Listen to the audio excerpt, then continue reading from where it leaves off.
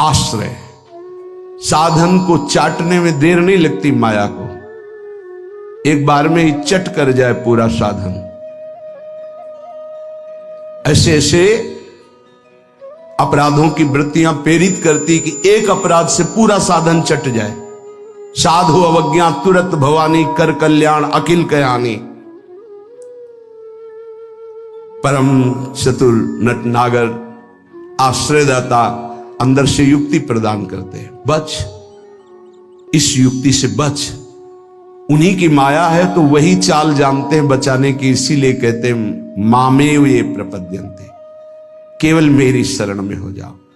माया तो इतनी प्रचंड है कि भगवान को भी भगवान मानने के लिए तुम्हारे हृदय में स्थान नहीं रखेगी, स्थान ही नहीं रखेगी, इतनी मलिन वृत्ति कर देगी। तभी तो दुर्गति कराती है। अगर थोड़ा भी भगवान का आश्रय है, भगवान उसे बचाते हैं, इस माया के तूफान से उसे बचा लेते हैं। हृदय में पुनः वृत्ति जांच कीजिए इस बात की कि अपने आराध्य देव की जगह कोई वस्तु, व्यक्ति, स्थान तो नहीं ले रहा है, क्योंकि इसी आश्रय से आपको भगवत प्राप्ति होगी। हम प्रार्थना करते हैं, इस बात को देख लीजिए। सब साधन एक तरफ, आश्रय एक तरफ। भगवान आश्रय को देखते हैं, वो हृदय से होता है। अगर बाहरी चूक हो रही तो मेरे प्रभु बड़े कृपा निधान हैं। ध्यान दीजिए, राहत ना प्रभु चित चूक किए की, करत सुरत सवार हिए की। हृदय से इसने मेरा आश्रय लिया, बस। प्रभु का चित्त इस बात से पक्ष में आ जाता है उस उपासक के कि इसने मेरा आश्रय लिया है। राहत न चित्त प्रभु चूक किए की, चूक हो गई, गलती हो गई, प्रभु बिल्कुल क्षमा कर देते हैं उसको, क्योंकि आश्रित है, मेरी दुरंत माया है, जानते हैं, क्षमा कर देते हैं। यदि साधन बल है तो हिसाब आपको देना पड़ेगा। आश्रित हो तो आश्रयदाता संभाल लेंगे। बड़ा सूक्ष्म विषय आश्रय का है, भागवत में इसका वर्णन है। भक्ति का तो ये मूल है, भगवत प्राप्ति का ये सिद्ध स्थान है आश्रय। हृदय में अवगुण करे समुद्र सम, गनत ना अपनो जान, ना गनत। अगर बड़े अपराध भी बन जाए तो मेरी स्वामिनी जी गणना ही नहीं करती, मानती ही नहीं। क्यों? मेरी चूक है, ये तो मेरे आश्रित है। आश्रित की चूक मेरी चूक, ऐसा हमारे आराध्य देव का स्वभाव है। मेरे शरणागत की चूक मेरी चूक। जय विजय ने रोक दिया, सनकादि ने शाप दिया। प्रभु आए और कहा मेरे सेवकों के द्वारा किया हुआ अपराध मैं क्षमा चाहता हूं। मैं स्वयं मानता हूं कि मेरे द्वारा ही अपराध हुआ, क्योंकि सेवक का अपराध स्वामी का माना जाता है। मानो स्वामी ने ही अपराध किया। हृदय भर आता है प्रभु की इस आश्रयदाता वृत्ति पर। जय विजय से कहा तुम चिंता मत करो, तुम 3 बार अवतार लोगे, हम 4 बार लेंगे।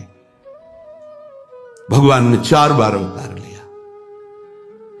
रावण कुंभकर्ण भगवान राम रूप से अवतरित हुए। हिरणाक्ष हिरण्यकश्यप भगवान नरसिंह वाराह रूप से प्रकट हुए।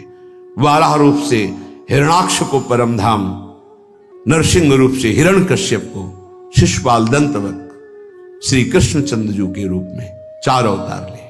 तुम चिंता मत करो। भगवत आश्रय गुरु कृपा का फल है। गुरुदेव कृपाल हुई, भगवत आश्रय दृढ़ हो गया। आश्रित मगन रहता है, अगला कदम कहां पड़ेगा उसको चिंता नहीं है, क्योंकि मेरे जीवन की डोर मेरे आश्रय दाता के हाथ में है। वो जिधर लगाम से खींचेंगे उधर ही इंद्रिय और बुद्धि ये सब उधर ही लग जाएंगे। नाथ आप देख लो, मैं आपकी शरण में हूं। बड़े बड़े महाभागवतों ने इसी आश्रय के बल पर मायावी नाना प्रकार के काम क्रोधात पर विजय प्राप्त की। ये बड़े मायावी, समझ में ही नहीं आता। अगर शत्रु शत्रु के रूप में आए तो समझ में आवे, लेकिन शत्रु परम मित्र के रूप में आ जाए तो समझना बड़ा मुश्किल होता है। शत्रु यदि रिश्ते नाते के रूप में आ जाए बड़ा कठिन होता है। तो मन बुद्धि का संबंध बहुत समय से देहाभिमान में है। देहाभिमान में ही ये सब छुपे हुए विकार बैठे हैं, पता नहीं चलता। ऐसा लगता है हम निर्विकार हो गए, पर विकार छुपे हुए सूक्ष्म रूप से रहते, अवसर आने पर प्रबल हो जाते हैं। इसलिए उपासक आश्रय, देवर्षि नारद को प्रचंड माया का भगवान से प्रेरित होकर आक्रमण करना, मोहित हो जाना, बिल्कुल तन्मय हो जाना। पूरा प्रसंग में ध्यान से सूक्ष्मता से देखिए। वो कह रहे इस समय कोई साधन भजन नहीं होगा, बस मुझे ब्याह करना है। लेकिन उस समय भी आश्रयदाता की स्मृति नहीं गई। ये आश्रय जोर का होता है। विचार किया कि मेरा हितैषी कौन, बोले हरि। ये महाभागवत की स्थिति को बार बार प्रणाम है कि ऐसी प्रचंड माया के बीच में भी आश्रय नहीं भूले और एकांत होकर पुकारा, प्रभु पधारिए, हरिए सामने। कहा नाथ हृदय से प्रार्थना करता हूं, जे ही विधि होए नाथ हित मोरा, करो सुबेगी दास में तोरा। बलिहारी है, ऐसी प्रचंड मलिन माया के आक्रमण में भी अपने स्वामी को नहीं भूले। आश्रय हृदय में बहुत जोर का। तो स्वामी ने कहा जे विधि हुई है परम हित। तुम हित की बात कहते हो? नारद, मैं अपने भक्त को कभी पतन के मार्ग में नहीं जाने देता। चाहे जितना उसका उपहास कराना पड़े, विरोध कराना पड़े, मैं ये सब सह लूंगा कि मेरे भक्त का उपहास हो रहा है, निंदा हो रही है, अपमान हो रहा है, पर मैं उसे पतन के गर्त में नहीं जाने देता। जाओ, जे विधि हुई है परम हित, नारद सुनो तुम्हारा परम हित जिसमें होगा वही मैं करूंगा। और वही किया प्रभु ने, परम हित कर दिया। इसलिए आश्रय, आश्रित को किसी भी तरह से कोई भी परास्त नहीं कर सकता। खास बातें हैं। जहां किसी ने आश्रित को यह देखा कि इसमें तो ना तप है ना बल है, तो वो ये नहीं देख पाया कि आगे तो आश्रित दिखाई देता है, लेकिन गोद में बैठा है आश्रयदाता की। 5 वर्ष के प्रहलाद जी का चमत्कार कोई साधन भजन नहीं था। 5 वर्ष की तो आयु है, क्या साधन भजन है? गुरुदेव देवर्षि नारद ने आश्रय पुष्ट करा दिया गर्भ से ही। इतना जोर का आश्रय है कि इतनी भयावह परिस्थितियां आने पर भी मन डगमगाया नहीं। मेरे हरि हैं ना, मेरे हरि हैं, मैं उनकी गोद में हूं, वो कण कण में है। क्या दिव्य आश्रय! इसीलिए सारी दिव्यता प्रहलाद जी के जीवन में पाई गई। गुरुदेव नारद जी से पहले उनका स्मरण होता प्रहलाद, फिर नारद। प्रहलाद नारद पराशर पुंडरीक व्यासंबरी सुख सौनक भीष्मदाल ध्यान। सबसे पहले भक्तराज प्रहलाद जी का नाम, क्योंकि 5 वर्ष की अवस्था में निष्काम धर्म की चरम सीमा में आश्रय की भारी स्थिति में प्रहलाद जी को पाया गया। ध्रुव जी भी महाभागवत हैं, पर पहला नाम नहीं लिया गया, क्योंकि उन्होंने अटल पदवी की आकांक्षा की। निष्काम धर्म की चरम अवस्था प्रहलाद जी की। नरसिंह भगवान प्रकट हुए और पूरी लीला करने के बाद प्रहलाद जी को गोद में बैठाल के कहते, मेरी आज्ञा है, आप वरदान मांगो। हां प्रभु, आपकी आज्ञा का पालन करने के लिए वरदान मांगता हूं कि मेरे हृदय में कुछ मांग ही न रह जाए। ये क्या वरदान? मेरे हृदय में कुछ मांग ही न, आपको पाने के बाद अब क्या मांगू, क्या पाऊं? आश्रय, दृढ़ आश्रय, ये देहाभिमानी की समझ में नहीं आएगा। भगवद आश्रय, हृदय से आर्त भाव से जितनी दिव्यता वो सब आश्रय में विराजमान रहती है। इसलिए नाम आश्रय, धाम आश्रय, रूप आश्रय, लीला आश्रय, ये सब उसी परम आश्रय के खंभे हैं जिनके ऊपर प्रेम महल बनता है। इसी प्रेम महल में अद्भुत विलास और उसी में आपका प्रवेश, प्रेम विलास में। नाम रूप लीला धाम, ये महल के खंभे हैं, प्रेम महल के। और आश्रय, दृढ़ आश्रय आराध्य देव का। कैसा दृढ़ आश्रय? यह जोरी अविचल वृंदावन, नाहिन आन सुकाज, नाहिन आन सुकाज। मेरे प्रिया प्रीतम, हमारे माई श्यामाजू को राज। देखो आश्रय, मेरे प्राणनाथ श्री श्यामा शपथ करो तृण छिए, कसम खा के कहता हूं, हृदय में केवल श्यामाजू का आश्रय। आचार्य चरण कह रहे, मेरी महारानी श्री राधा रानी, जाके बल में सब सो तोरी, नाहि नान सुकाज, शपथ करो तृण छिए, सब सो तोरी, लोक वेद कुल कानी, मेरी महारानी श्री राधा रानी। ये महान पुरुषों ने आश्रय को अपने हृदय की कृपा करके परिचय दिया, तब समझ। आश्रय सच्ची कहते हैं, आश्रय एकमात्र आश्रय नहीं। ऐसी धूल भरी आंधी कि तुम समझे नहीं पाओगे कि साधन कर रहे हो कि असाधन कर रहे हो। बहुत सावधानी की जरूरत है, क्योंकि चित्त द्रवित हो जाता है। द्रवित चित्त में जो भी संस्कार डालोगे बहुत जोर के होते हैं।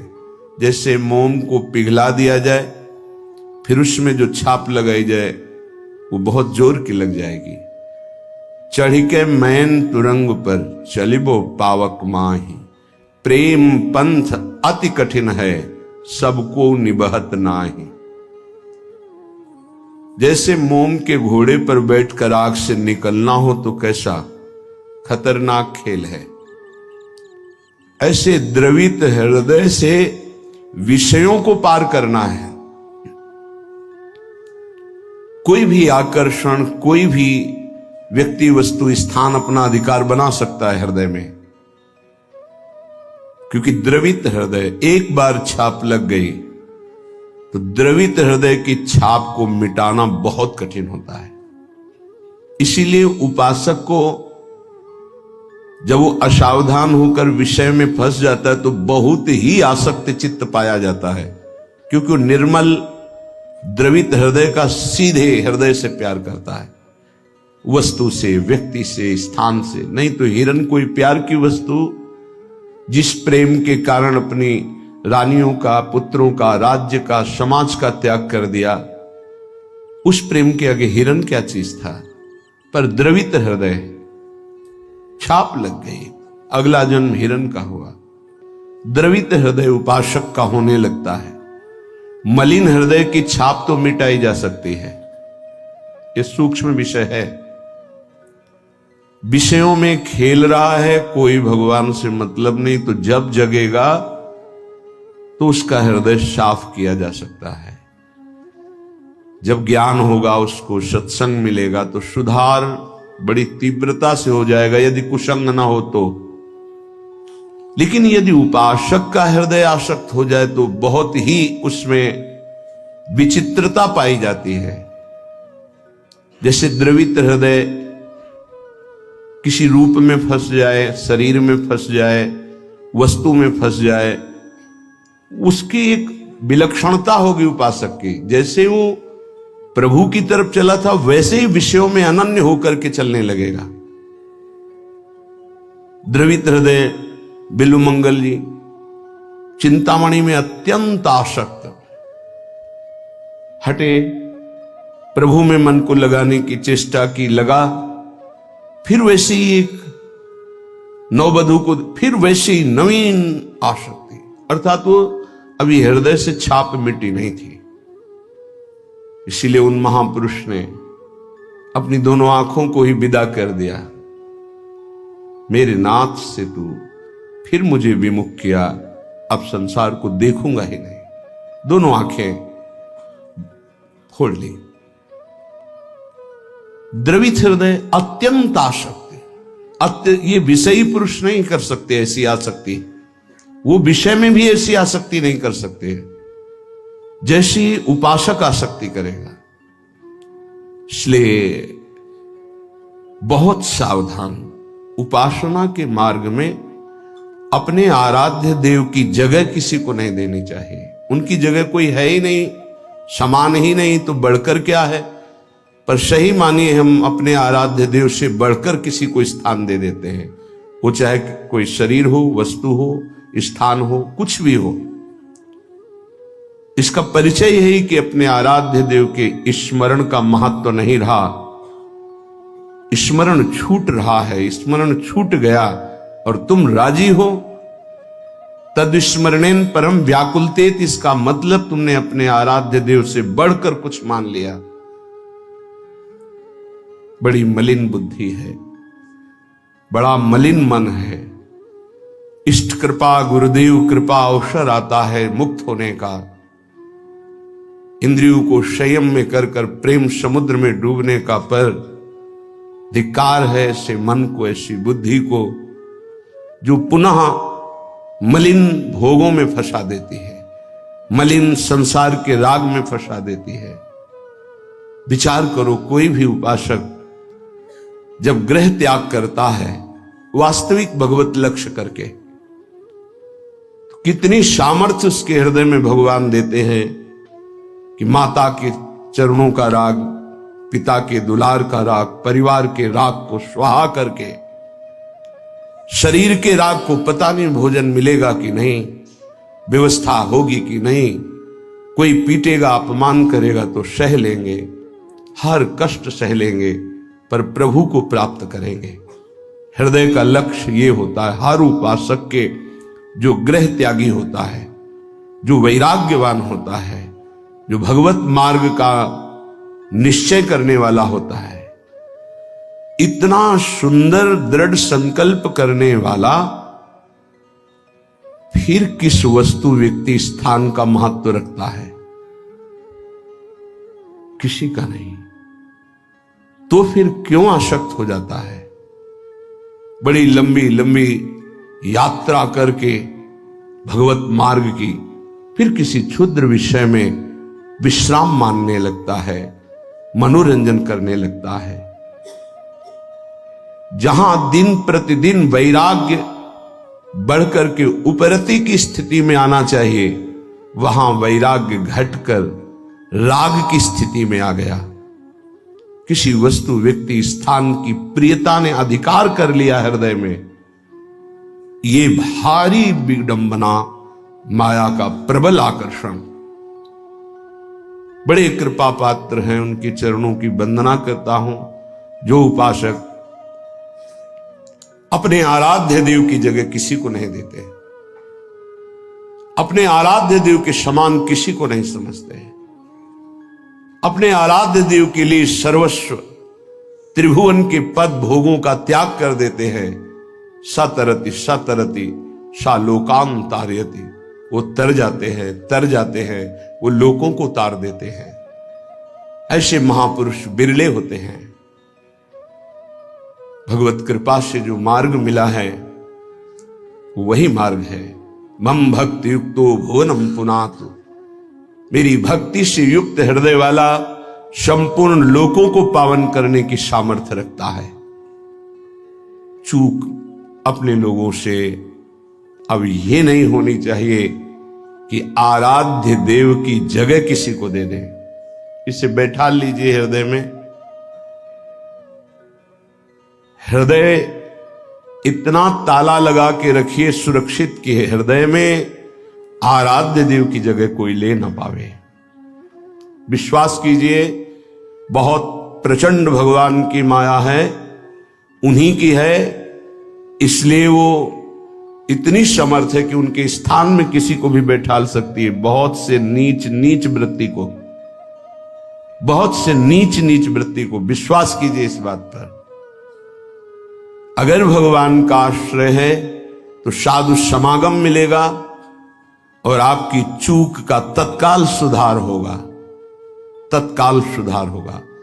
पर यदि अहंकार युक्त साधन रहा है तो लंबे समय तक तुम्हें जलना पड़ेगा।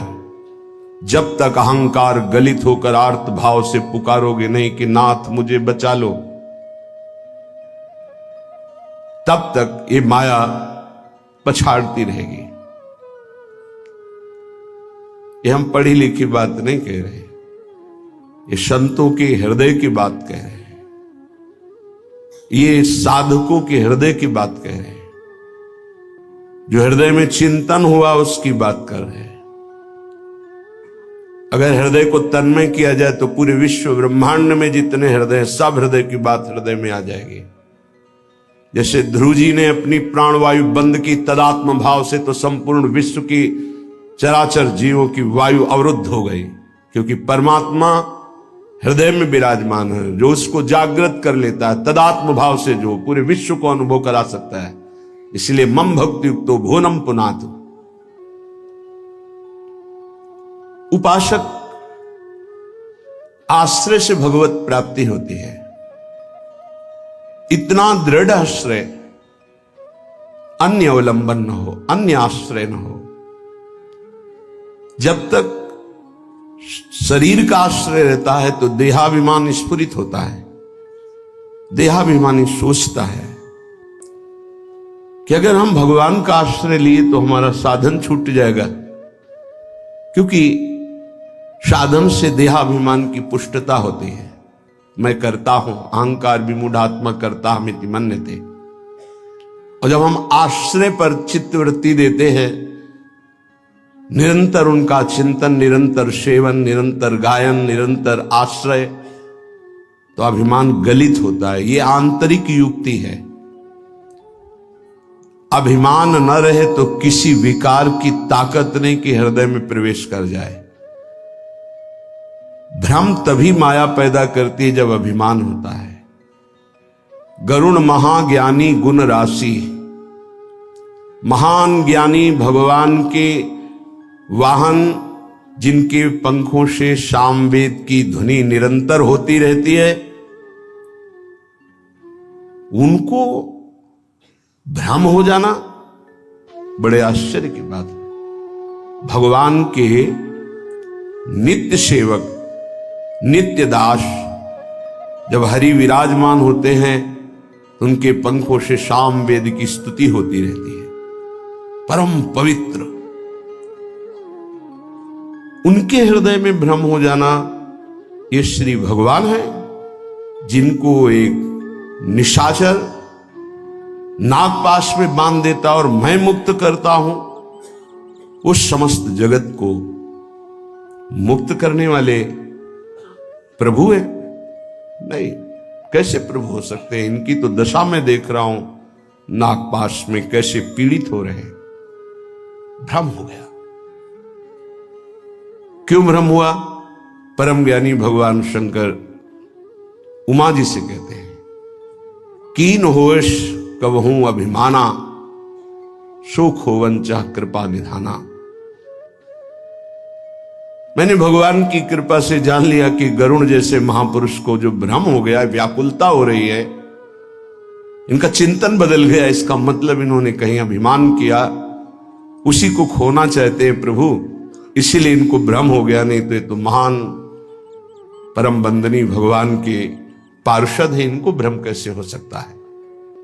सोचो, इतनी ऊंचाई तक माया अपना दांव चाल चल सकती, तो हम आप क्या चीज हैं? दैन्य, दैन्य होकर के, भगवद आश्रित होकर के फिर जो नाम जप करना, वाणी गायन करना, परिक्रमा लगाना और जो साधन है, ये कृपा से देखा जाता है। इसमें अहम नहीं होता, मैंने किया, मैं ऐसा नियम लिए हूं, मैं ऐसा संकल्प किए हूं, मैं करता हूं। नहीं, मेरे स्वामी, मेरे आराध्य देव मुझसे नाम जपवा रहे, परिक्रमा लगवा रहे, धाम वास करवा रहे, से किंचन मात्र अहम नहीं। जब अपने में गुणों का चिंतन हो और दूसरों में कमी का चिंतन हो तो जान लेना चाहिए पतन का अवसर आ गया है। अब आपको ठोकर लगेगी, गिरना पड़ेगा आपको। सावधान हो जाओ, पुकारो प्रभु से, प्रभु बचा लो, अहंकार आ गया। बहुत घातक, बहुत घातक। अपने में गुण का चिंतन होने लगे, दूसरे में कमी का चिंतन होने लगे, तत्काल अपने आराध्य देव को पुकारो, आश्रयदाता को, नाथ बचा लो, अहंकार आ गया। ये अहंकार का परिचय है। लेकिन हम इतने मंद बुद्धि के हैं कि हम निंदा भी कर लें तो प्रभु से पुकारते नहीं, बचा लो। इसका कारण प्रभु का आश्रय नहीं है। जो हम आश्रय आश्रय चिल्लाते हैं उसको समझिए, प्रभु का आश्रय नहीं है, गुणों का आश्रय है। और जितने भी गुण हैं वो मायाकृत है। गुण मानी संसार और सकल गुण प्रीत बिनु, बहुत धरत सिरभार, श्री हरिवंश कृपा बिना। बिना आचार्य कृपा के, गुरु कृपा के, गुणाभिमान हृदय में होता, उसी का संसार सम्मान करता है। तो बोले प्रीति के बिना सब व्यर्थ है। आश्रय से प्रीति होती, प्रीति से दृढ़ आश्रय होता है। उपासक हृदय में देखता रहे कि जिनके हम आश्रित हैं उससे बढ़कर कोई ना हो, तो पड़े रहोगे तो भगवत प्राप्ति हो जाएगी। हमारे शब्द को बहुत बिना किसी तर्क के, क्यों में के इसे स्वीकार कर लो। यदि आश्रय दृढ़ है हरि का, एक ही उपाय से माया से मुक्त होने की बात भगवान ने कही। मामेव ये प्रपद्यन्ते माया मेताम तरन्तिते, इसमें कोई दूसरा शब्द नहीं बोला। ऊपर के श्लोक की पंक्ति में बताया अपनी माया की महिमा कितनी दुरत्य है, दुरंत है, प्रचंड है। दैवी हेषा गुणमयी मम माया दुरत्या। और उसके नीचे की पंक्ति में बताया उपाय उससे मुक्त होने का। मामेव ये प्रपद्यन्ते, बस माया में ताम तरन्ति, मेरे आश्रित। अभी ये आश्रय कैसे दृढ़ होता है तो उपाय बताया जाता है। आप ऐसे रहो, आप ऐसे चलो, आप नाम जप करो, आप वाणी जी गायन करो, आप ऐसे सेवा करो, इससे आपका आश्रय दृढ़ होगा। भगवत प्राप्ति आश्रय से होती है। विश्वास कीजिए, आश्रय से। यह गुण साधन ते नहीं हुई, सर्वेषु साधन वरेषु चिरम निराशा। खास बात, आशा आश्रय दाता से है। आशास्य दास्यम वृषभानुजायास। हमारी आशा स्वामिनी जी से है। हमारा बल साधन नहीं, मेरे बल से वृंदावन रानी आश्रय दाता हमारा बल है। फिर हम साधन भजन क्यों करें? क्यों करना और करना, ना करना और करना, ये अब तुम्हारा विषय ही नहीं। तुम तो आश्रित हो। अब जोई कहां है, करें हम सोई, आयुष लिए चले निज दासी, ये आश्रित है। उपासक समझे, आश्रय के समान कोई भी साधन नहीं है, इससे श्रेष्ठ कोई भी साधन नहीं। आश्रय, भगवान एकमात्र आश्रय को देखते। आश्रय, अगर अंदर से भगवद आश्रय है तो माया विशेष विशेष प्रकार की चालें चले, तो परम खिलाड़ी नटनागर प्रभु उसके हृदय में बैठकर बचाव पक्ष की युक्तियां देकर बचा लेते हैं। राधे राधे, जय Shri Krishna. Thank you so much guys, video देखने के लिए आप लोगों का तहे दिल से शुक्रिया, बहुत बहुत धन्यवाद आप लोगों का। और आप लोगों से एक हम्बल रिक्वेस्ट है कि आप लोग वीडियो को लाइक शेयर कमेंट करिएगा। आप लोग ज़्यादा से ज़्यादा वीडियो को शेयर करिएगा और एक प्यारा सा कमेंट करिएगा, बताइएगा आप लोगों को ये वीडियो कैसा लगा। ओके, अगर आप लोगों के मन में कोई भी प्रश्न हो तो डेफिनेटली गाइज एक कमेंट करिएगा, ज़रूर हम आप लोगों का आंसर देंगे, आप लोगों को बताएं।